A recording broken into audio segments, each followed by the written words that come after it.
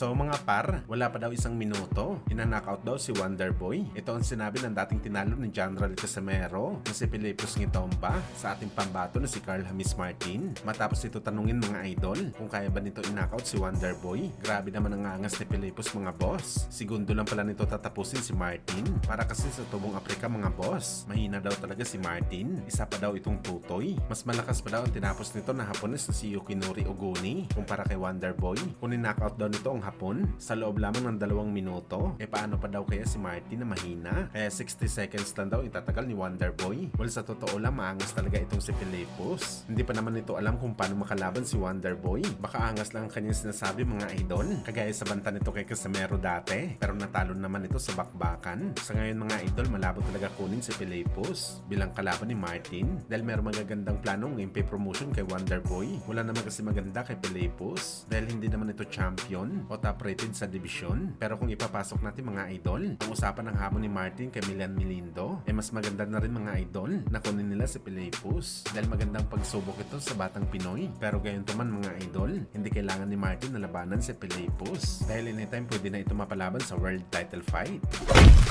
Sa kabilang banda naman mga idol, formal na nga po nagsampa ng kaso ang unbeaten legend na si Mayweather Jr. sa dati nitong manager na si Al Haymon at presidente ng Showtime Sports na si Stephen Espinosa. Dahil na-chupi daw ito ni Al Haymon at Espinosa, meron pa daw ito multimillion dollar na dapat bayaran sa kanya ng Showtime na hindi pa na ibibigay kay Floyd. At ayon sa numbers mga idol, 340 million US dollars o halos 20 billion pesos para sa pera natin ang na-chupi kay Floyd ng dati nitong mga boss. Ang pera daw na hindi na ibigay kay Floyd, karamihan sa naging malaking laban nito kay Manny Pacquiao at sa naging laban nito kontra kay Conor McGregor, kung saan ito ang dalawang pinakamalaking kinita ni Floyd, lalo na sa pay-per-view. Na record-breaking talaga ang numbers dito mga idol.